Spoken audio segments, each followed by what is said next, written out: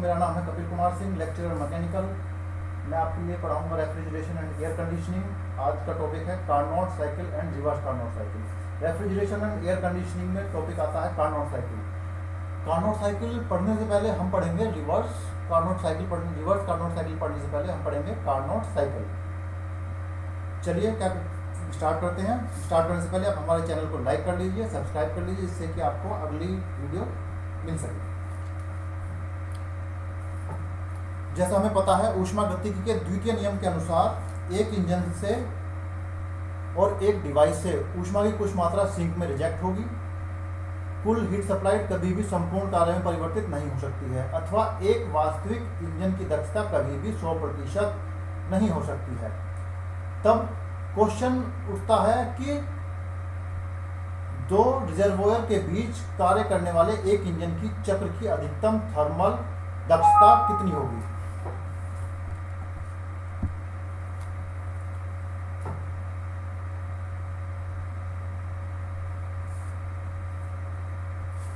ऐसे इंजन की क्या क्या कैरेक्टरिस्टिक्स होंगी, कैसा वो बिहेव करेगा।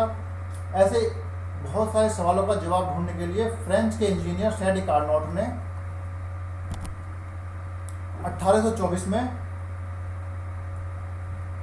एक रिवर्सिबल साइकिल हमें दी, जिसे कार्नोट साइकिल कहते हैं। कार्नोट साइकिल में 4 रिवर्सिबल प्रोसेस होती हैं, जिसमें 2 एडियाबैटिक मतलब रुद्धोष्म प्रक्रम और 2 आइसोथर्मल मतलब समतापी प्रक्रम होते हैं। और संपूर्णतः यह एक काल्पनिक इंजन होता है। इसके लिए एक सिलेंडर लेते हैं जिसमें पिस्टन लगा होगा, और सिलेंडर पिस्टन में जो कार्यकारी फ्लूइड होगा कोई भी गैस कंसीडर कर सकते हैं। चलिए स्टार्ट करते हैं। पहली प्रोसेस होती है reversible isothermal expansion process 1 to 2। इसके लिए एक हीट सोर्स TH को सिलेंडर के कांटेक्ट में लाते हैं, तब गैस क्वासी स्टैटिक मैनर में एक्सपेंड होगी, जैसा कि आप चित्र में देख रहे हैं।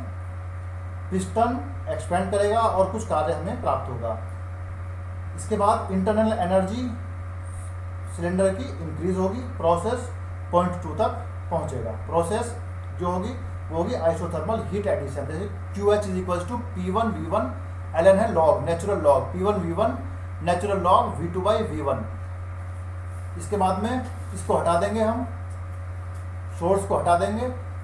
हमारे पास अब हम यूज करेंगे इस प्रोसेस में हीट सोर्स को हटा देते हैं, उसके स्थान पर एक इंसुलेटेड कवर सिलेंडर के चारों तरफ लगा देते हैं, जिसे एडियाबैटिक कवर कहते हैं। एडियाबैटिक कवर का मतलब है जिसके कोई भी हीट जिसके अंदर से ना आ सके ना जा सके। एडियाबैटिक कवर हीट को सिलेंडर के अंदर या बाहर जाने से रोकता है। सिलेंडर एडियाबैटिक एक्सपेंड होगा और सिस्टम में एडियाबैटिक वर्क मिलेगा। सिस्टम का तापमान T1 से T2 डिक्रीज होगा, क्योंकि ये एक्सपेंशन प्रोसेस है। Process 2 to 3 Q2 to 3 will be 0। इसके बाद एडियाबैटिक कवर को हटाने के बाद में इस प्रोसेस में इंसुलेशन को हटा देंगे और सिलेंडर हेड को एक सिंक के कांटेक्ट में लाएंगे। सिंक में हम जो हमारी हीट होगी उसको रिजेक्ट करेंगे, जिसका टेम्परेचर TL है। अब गैस को कंप्रेस होगी और सिस्टम पर वर्क होगा, work done on the system. इस प्रोसेस में टेम्परेचर TL पर सिंक को हीट रिजेक्ट होगी।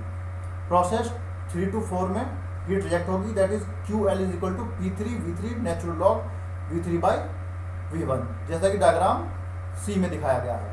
फोर्थ प्रोसेस होगी हमारी reversible adiabatic compression process 4 to 1। इसमें टेम्परेचर बढ़ेगा TL से TH में, क्योंकि ये कंप्रेशन प्रोसेस है। इस प्रोसेस में हीट सिंक को हटा देते हैं, उसके स्थान पर फिर से एडियाबैटिक कवर को लगा देंगे। अब सिलेंडर में एडियाबैटिक कंप्रेशन होगा। एडियाबैटिक कंप्रेशन होने के बाद में, क्योंकि एक प्रोसेस एडियाबैटिक है, जो हीट होगी Q होगी 4 to 1 = 0। ऐसा आप देख सकते हो। PV डायग्राम दिए हुए हैं, इसके TS डायग्राम दिए हुए हैं। 1 to 2, 2 to 3, 3 to 4 दोनों में। TS डायग्राम S मतलब एंट्रोपी होती है। QL हीट रिजेक्ट होगी, QH heat supply to the system होगी।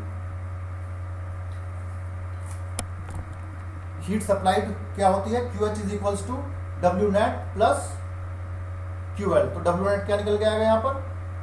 Q H minus Q L. Efficiency होती है output upon input, that is W net work done divide by heat supplied. Efficiency is equals to W net क्या आता है, Q H minus Q L divide by Q H. Efficiency is equals to 1 minus Q L divide by Q H. Zero close से हम देखते हैं Q L divide by Q H is equals to T L divide by T H. या फिर यहाँ से Q H की जो वैल्यू है, क्यू एच की वैल्यू हमने जो पहले देखी थी अभी P one V one log V two by V one, और क्यू एल की वैल्यू होती है P three V three log V three by V four. इन दोनों वैल्यूज़ को क्यू एच और क्यू एल की जगह रख देंगे तो हमारे पास सॉल्व करने के बाद में एफिशिएंसी आती है 1 minus T L upon T H.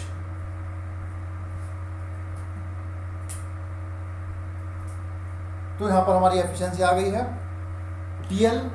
अब एफिशिएंसी इसमें भी 1 माइनस हो रहा है, 1 मतलब 100% में से भी कुछ माइनस हो रहा है, that is T L divide by T H. तो टी 100% या मैक्सिमम एफिशिएंसी होने के लिए क्या होगा, टी एल को जीरो होना पड़ेगा अगर 100% करना है, और टी एल कभी भी जीरो नहीं हो सकता है। इसको हम जितना कम से कम करेंगे वहाँ पर हम करेंगे, मतलब हीट को जो रिजेक्ट करेंगे वो कम टेम्परेचर की तरफ करेंगे, और T H should be maximum, जो हमारा सोर्स होगा वहाँ से टी एच मैक्सिमम की तरफ करेंगे। तो ये थी हमारी कार्नोट साइकिल। अब इसके बाद में देखते हैं रिवर्स कार्नोट साइकिल। रिवर्स मतलब हमने उसको उल्टा कर दिया है।